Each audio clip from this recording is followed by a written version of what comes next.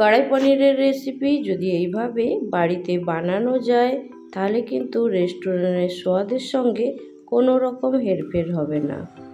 বন্ধুদের কাছে একটা ছোট্ট রিকোয়েস্ট করব, রেসিপির কোনো অংশ যদি আপনাদের ভালো লাগে অবশ্যই আমার চ্যানেলটা সাবস্ক্রাইব করে আমার পাশে থাকার অনুরোধ রইল। নমস্কার বন্ধুরা, কেমন আছেন সবাই? আশা করছি সবাই খুব ভালো আছেন, সুস্থ আছেন।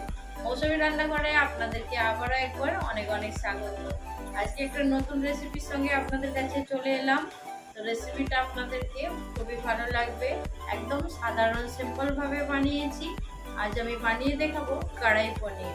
চলুন তাহলে কিভাবে আমি কড়াই পনিরটা বানাই সেটাই আপনাদের সঙ্গে শেয়ার করব। এখানে দেখুন আমি নিয়েছি একটা বড় সাইজের টমাটার, আর এইখানে কিছু রসুনের কোয়া আছে, আর এখানে আছে 1.5 ইঞ্চি আদা টুকরো করে নিয়েছি, আর দুটো মিডিয়াম সাইজের পেঁয়াজ নিয়েছি। একটা গোটা বড় শিমলা মির্চি কিউব আকারে কেটে নিয়েছি। এইখানে একটা টমেটোর হাফ নিয়েছি, আর এইখানে নিয়েছি একটা বড় সাইজের পেঁয়াজ, যেগুলো একটা একটা করে আমি এইভাবে খুলে নিয়েছি। এখানে কিছু মশলা নিয়েছি, এগুলো আমি ড্রাই রোস্ট করব। মশলাগুলো দেখতে পাচ্ছেন, এখানে আমি 1 চামচ জিরে, 1 চামচ ধনে, আর কিছুটা গোলমরিচ, 2টো লবঙ্গ, একটা এলাচ আছে। এগুলো আগে ড্রাই রোস্ট করে নেব।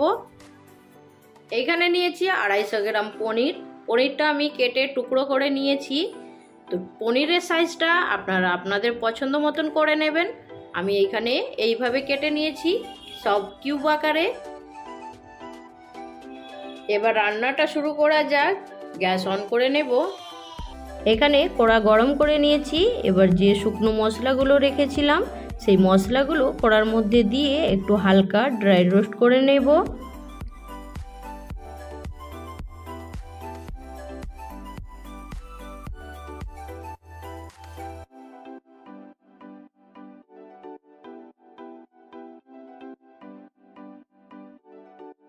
হালকা করে 30 থেকে 40 সেকেন্ড এটা ভেজে নেব।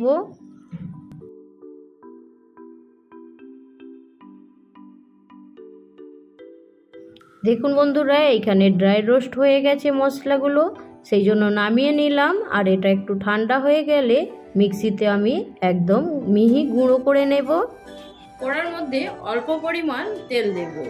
এখানে আমি রিফাইন অয়েল নিয়েছি। পনিরটা আগে ভেজে নেব। তেল গরম হয়ে গেছে, এবার পনিরটা দিয়ে দেব।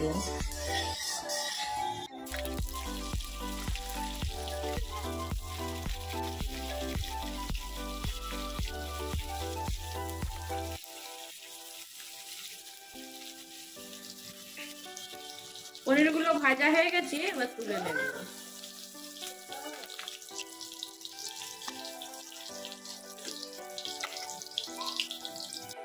এবার এই তেলের মধ্যে যে পেঁয়াজ আদা রসুনটা কেটে রেখেছিলাম সেগুলো দিয়ে দেব।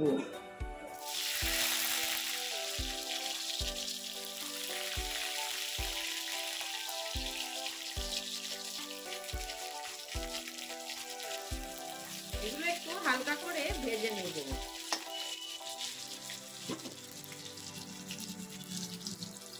পেঁয়াজ আদা রসুন ভাজা হয়ে গেছে, এবার টমেটো কুচি দিয়ে দেব। টমেটোটা একটু হালকা ভেজে নেব। টমেটো ভাজা হয়ে গেছে, আমি এইখানে 4 থেকে 6টা কাজুর টুকরো দিয়ে দিলাম। কাজুটা একটু ভেজে নিয়ে এবার দেব 1 চামচ কাসুরি মেথি।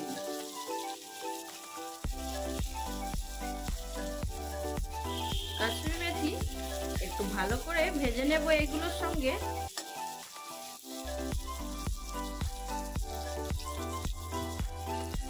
মশলাগুলো ভাজা হয়ে গেছে, এবার একটা মিক্সির জারে এগুলো তুলে নেব। মশলাটা মিক্সির বাটিতে নিয়ে নিয়েছি, এটা একবারে মিহি পেস্ট বানিয়ে নেব। এবার এই কড়ার মধ্যে আমি যে সবজিগুলো কেটে রেখেছিলাম সেগুলো দিয়ে দেব। একদম খুব হালকা করে ভেজে নেব।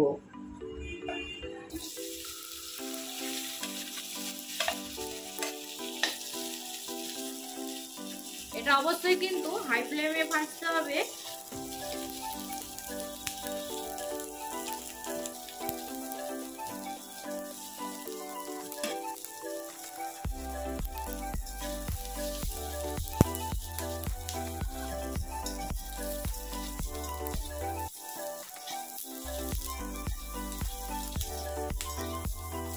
রান্নাটা কিন্তু আমি একদম খুব ইজি প্রসেসে দেখাচ্ছি, যেটা আপনারা বাড়িতে খুব সহজেই বানাতে পারবেন।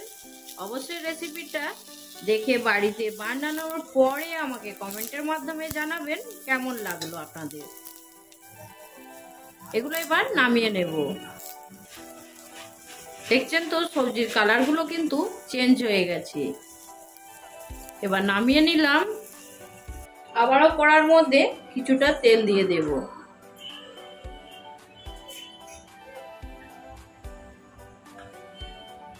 তেলের মধ্যে আমি ফোড়ন দেব। ফোড়নে কি কি নিয়েছি সেগুলো একটু দেখে নিন। এখানে চিনি নিয়েছি, একটা শুকনো লঙ্কা, তেজপাতা, কিছুটা গোলমরিচ, খুব সামান্য একটু ডালচিনি, স্টার ফুল আর একটা এলাচ। চলুন এগুলো সব দিয়ে দেব তেলের মধ্যে। আগে চিনিটা দিয়ে দেব। চিনিটা দিলে কালার কিন্তু খুব ভালো আসবে, সেই জন্য তেলের মধ্যে চিনিটা দিয়ে দিলাম। চিনিটা হালকা গরম হয়ে গেলে এই ফোড়নটা দিয়ে দেব।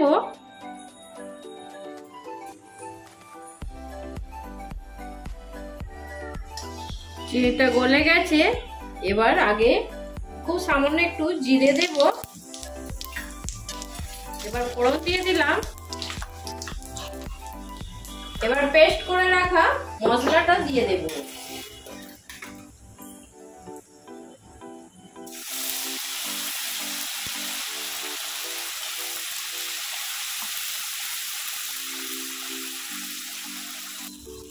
মশলা কষাতে কিন্তু খুব বেশি সময় লাগবে না, যেহেতু মশলাটা আগে থেকেই ভাজা আছে। এবার দিয়ে দেব আধা চামচ হলুদ গুঁড়ো।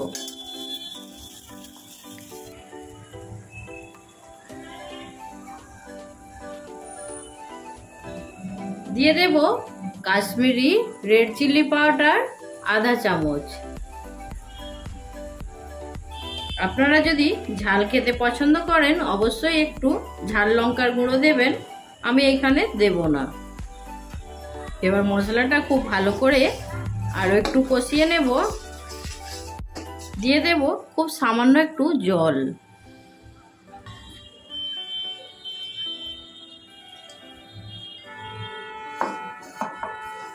এবারে মশলাটা কিছুক্ষণ সময় নিয়ে কষিয়ে নেব। কষিয়ে নিয়েছি। এবার যে মশলাটা আমি গুঁড়িয়ে রেখেছিলাম সেটা দিয়ে দেব। এবার মশলাটার সঙ্গে খুব ভালো করে এটা মিশিয়ে আর একটু কষে নেব। এবার এইখানে দিয়ে দেব স্বাদ মতো নুন।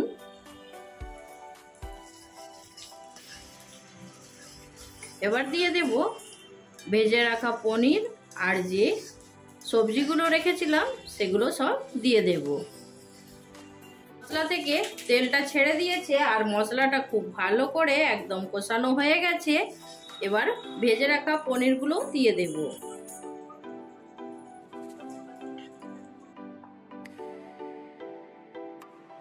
পনিরগুলো মশলার সঙ্গে একটু কষিয়ে নেব খুব হালকা করে।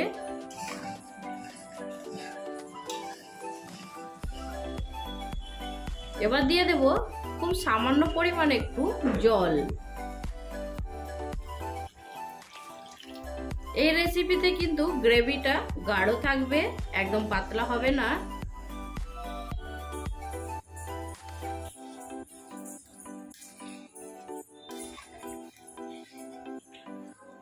এবার গ্যাসের ফ্লেমটা একটু লো মিডিয়াম করে 2 মিনিট ঢাকা দিয়ে রেখে দেব।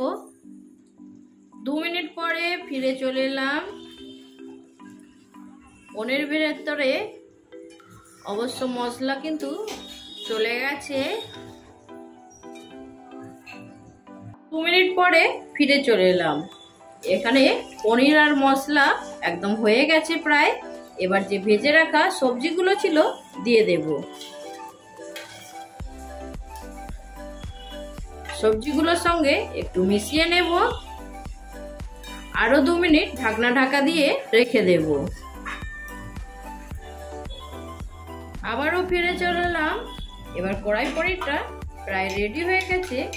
ওপর থেকে আমি এইখানে 2 চামচ পাউডার মিল্ক নিয়েছিলাম, সেটা গুলিয়ে নিয়েছি, দিয়ে দেব। ফ্রেশ ক্রিম যদি থাকে আপনারা অবশ্যই ফ্রেশ ক্রিম দিতে পারেন। তো আমি এখানে পাউডার দুধ নিয়েছি, সেটাই দিয়ে দিলাম। এতে করে স্বাদটা আরো বেড়ে যাবে।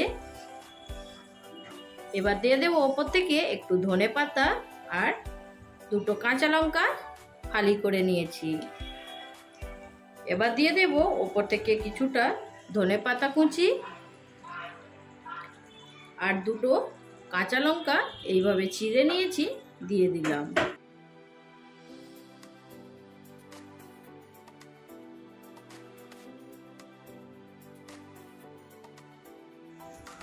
এবার এটা একটু হালকা করে মিশিয়ে দেব। এবার দিয়ে দেব লাস্ট 1 চামচ বাটার।